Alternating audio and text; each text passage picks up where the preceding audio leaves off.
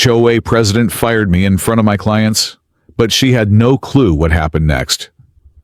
I was half an hour into a high-pressure client meeting. Portfolio breakdowns at the ready, figures pouring out crisply, when the lobby doors burst open with a deafening crash. The room shook, head swiveled, and she appeared. Karen Miller, our HOA president, a woman whose reputation precedes her, due to power trips rather than interpersonal skills. And today, she was triumphant. Her face was flushed, eyes sparkling with some warped sense of satisfaction, and the sound of her designer heels clacking like gunfire off the marble floor. She approached me without a word of welcome and poked her finger in the air like a dagger. "You're fired! Right now!" she pronounced, her voice clear for the whole lobby to hear. My clients, in mid-sentence, stopped dead. They all turned. I felt the flush rise to my face, but I didn't budge. Not yet. "Clean out your desk. You have an hour to leave my building," she growled, arms crossed over her chest like a warden slamming a gate closed. The self-satisfied smile that spread across her face was telling me that she believed this was checkmate. What Karen didn't know, what would quickly unravel everything, was that she'd just committed the greatest blunder of her working life. I met her gaze straight on and responded, even-toned. "Karen, I believe you're making a grave error," she laughed, venom dripping from her voice. "The only error was having you around this long, after that abysmal display of performance. Now vacate, or I'll have security escorted out." 6 weeks previously, I was just another financial consultant, working hard in this same building. It wasn't glamorous. I wasn't rolling in a Maserati or waving Rolexes, but I was establishing trust, guiding retirements, securing futures for families. Then Karen entered the picture. Not only was she the HOA president in our complex, dictatorially governing the neighborhood with iron-fisted nonsense, but she also just so happened to be the office manager of my building. Double power, zero mercy. She complained about everything. My parking spot, the blinds on my office, the kind of water bottles that I had on my desk. But I kept my head down, until today. What she didn't know was that behind the calm exterior, I had been quietly recording each and every one of the interactions. Each policy she'd bent, each ADA violation, each threatening email. And what she absolutely didn't know, this office wasn't her building. It was owned by the firm's new silent partner, me. And I had just signed the papers yesterday, a position that gave her 2 platforms from which to exert her love of control. Karen micromanaged everything from the temperature in the break room to which parking spaces employees could use. If you dared to question her authority, you'd find yourself written up for insubordination or suddenly dealing with surprise HOA violation notices at home. I had watched talented colleagues quit rather than deal with her petty tyranny.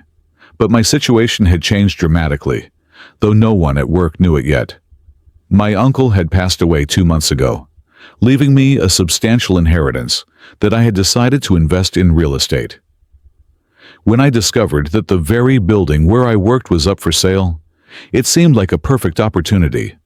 I formed a holding company to maintain my anonymity and made an offer that was quickly accepted.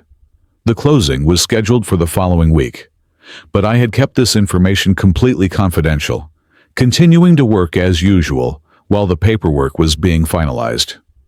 Meanwhile, Karen's behavior had grown increasingly erratic.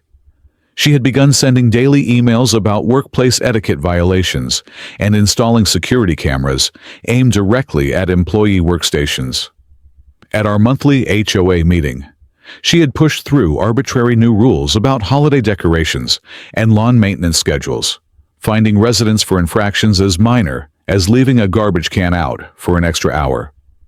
When my neighbor, Mrs. Peterson, a 70-year-old widow, broke down in tears over a $500 fine for unapproved garden plants, I knew something had to change. Last week, Karen had cornered me in the break room, accusing me of violating office decorum by bringing clients through the front entrance instead of the side door. "This isn't some low-rent operation," she had hissed, jabbing her finger toward my chest. "Maybe if you showed more professionalism, you wouldn't be stuck in that tiny office forever." I had simply nodded and apologized, which only seemed to frustrate her more. What she didn't realize was that I had just signed the final paperwork that morning. The building was officially mine. Now, standing in the lobby with Karen demanding I leave immediately, I could feel the weight of the building deed in my portfolio. I gathered my client's paperwork and calmly stood up. "I apologized for the interruption," I told them quietly. "Perhaps we can reschedule for tomorrow morning." After they left, Karen stepped closer, her voice dropping to a venomous whisper. "I've been waiting to do that for months. You have no ambition, no vision. People like you are just stepping stones for people like me." I nodded, maintaining my professional demeanor. "You might be surprised, Karen." I walked toward the exit, pulled out my phone, and deliberately called my lawyer within earshot. "Hi, James." "Yes, everything went through. The building is officially mine as of 9 a.m. this morning. Could you please have the new management notices prepared for tomorrow?" "Thank you." I glanced back to see Karen frozen in place, her mouth slightly open as the implications of my conversation dawned on her.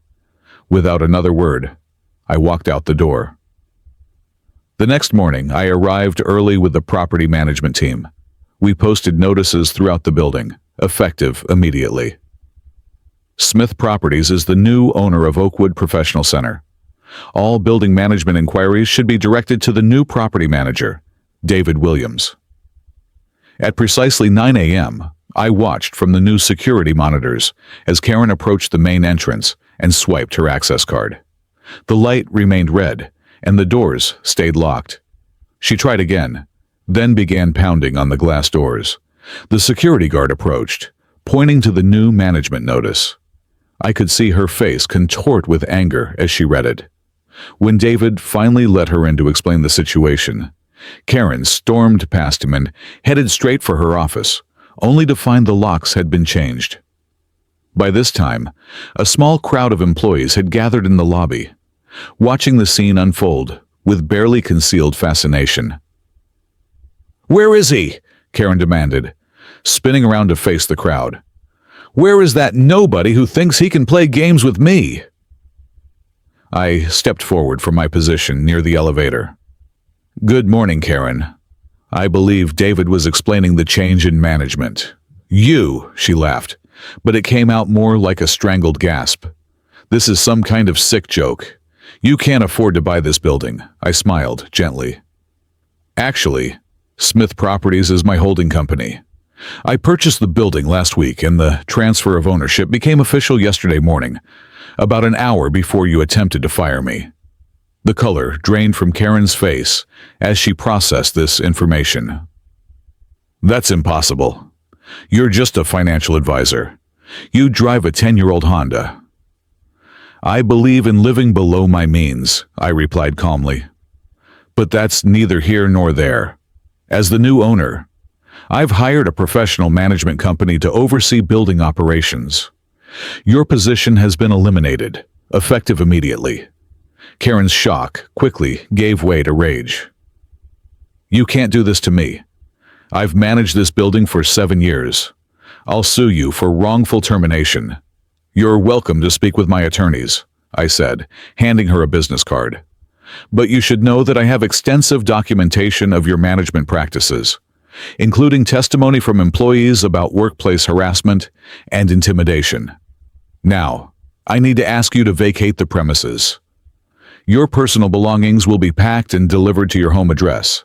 That's when Karen completely lost control.